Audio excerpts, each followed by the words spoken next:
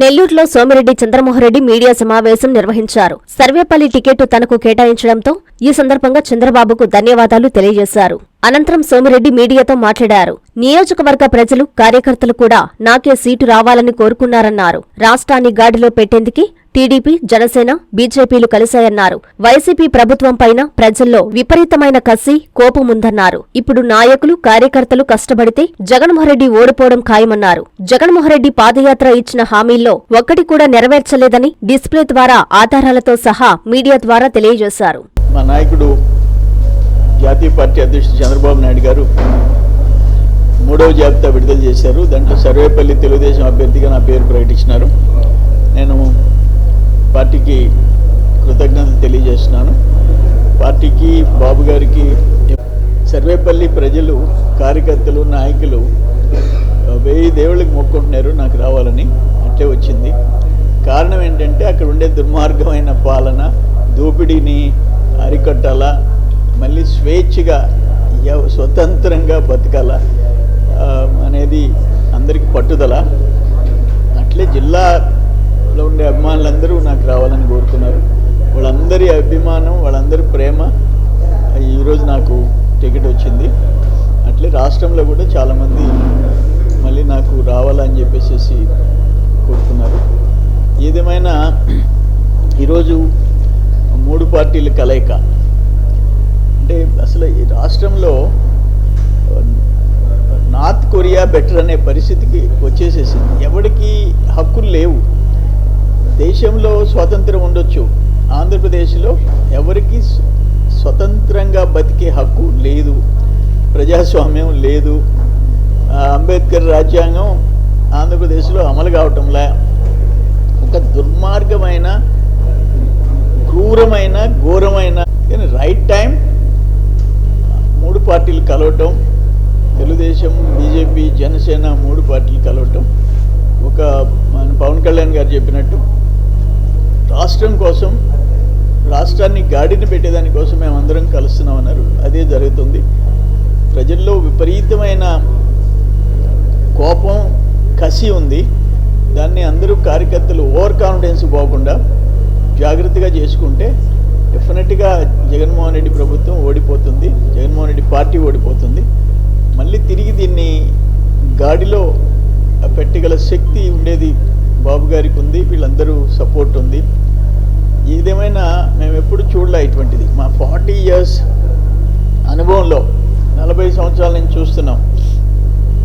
రాజకీయంగా పోరాటాలు చేసుకున్నాం, కానీ ఇటువంటి కక్ష సాధింపులు, తప్పుడు కేసులు, జైలుకి పెట్టడం, మర్డర్స్ చేయటం, హత్యలు చేసిన వాళ్ళని కాపాడటం, ఇటువంటి ఎప్పుడు చూడలే. పబ్లిక్గా దోపిడీలు చేస్తుంటే ప్రజల సొత్తు,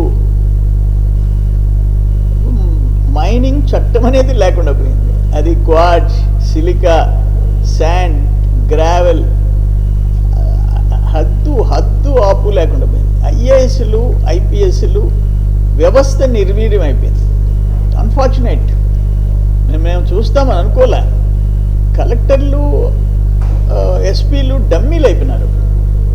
ఎమ్మెల్యేలు ఏం చెప్తే అది, వైసీపీ నాయకులు ఏం చేసినా అడ్డు చెప్పేదానికిలే. ఎదురుగా పట్టపొగులు నడి రోడ్లో హత్య చేసినా, నడి రోడ్ల దోపిడీ, ప్రజల సొత్తు దోపిడీ చేసినా అడిగే దమ్ము లేదు.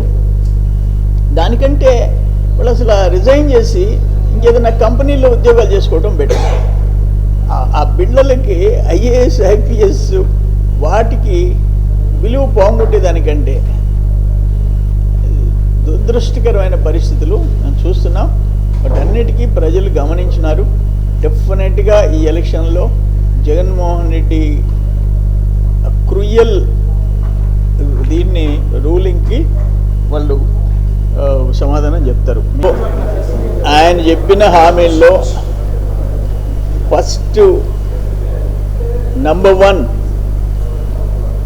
ఆయన 2024 కంతా మా అక్క చెల్లెళ్ళ కోసం మద్యపాన నిషేధం, సంపూర్ణ మద్యపాన నిషేధం విధిస్తానని జగన్మోహన్ రెడ్డి చెప్పాడు. 2 ఆయన టోటల్ కరెంట్ ఛార్జీలు తగ్గించేస్తా అంటే చంద్రబాబు నాయుడు బాధేశాడంట. కరెంట్ ఛార్జీలు తగ్గిస్తా అంటే 8 సార్లు కరెంట్ ఛార్జీలు పెంచావు. జాబ్ క్యాలెండర్ ప్రతి సంవత్సరం 1వ తేదీ జనవరి 1 జాబ్ క్యాలెండర్, లక్షల మందికి ఉద్యోగాలు. అసలు ఎటువంటి ప్రామిసెస్ చెప్పుండారు మీరు? 45 ఏళ్ళకి అందరికీ పెన్షన్, 45 ఏళ్ళకి ఇర్రెస్పెక్టివ్ ఆఫ్ క్యాస్ట్, ఏ కులమైనా సరే 45 ఏళ్ళకి పెన్షను. ఇవన్నీ జగన్మోహన్ రెడ్డి చెప్పిన 99% చేశాను. 99 ఏంది 99% చేసేది? ముంచేశారు. 99% ఈ రాష్ట్రాన్ని ముంచేసేసినారు. అది 100% కరెక్టు. 99% ముంచేసేసారు. అప్పులు పాలు చేశారు. అరాచక ఆంధ్రప్రదేశ్గా పేరు మార్చేసేసినారు. మద్యపాన నిషేధం విధిస్తానని చెప్పి అక్కజల్లుల చేత ఓట్లు వేయించుకొని దాని మీద ఈరోజు చస్తున్నారు జనం. ఆ మందు తాగి చస్తున్నారు. దాని ఇంకా 10 సంవత్సరాలు ఆ మద్యం తాగుతారు నా అన్నదమ్ముళ్ళు అని చెప్పి 16,000 కోట్లు అప్పు తెచ్చావు నువ్వు.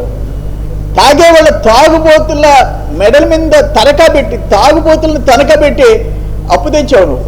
అదేమంటే నా అక్కజల్లుల కోసం నేను మద్యపాన నిషేధం విధిస్తా. జగన్మోహన్ రెడ్డికి ఒక మాట అంటే విలువ ఉందా అని అడుగుతున్నా నేను. నీ క్రెడిబిలిటీ ఉందా అంటుండా. అన్నిటికంటేనండి సిస్టమ్స్ కొలాప్స్ అయిపోయినాయి. రెవెన్యూ డిపార్ట్మెంట్ లేదు, సచ్చింది. మైనింగ్ లేదు, పోలీస్ లేదు. ఈ 3 డిపార్ట్మెంట్ ఘోరమైన పరిస్థితిలో ఉన్నాయి. ఇరిగేషన్ను మేము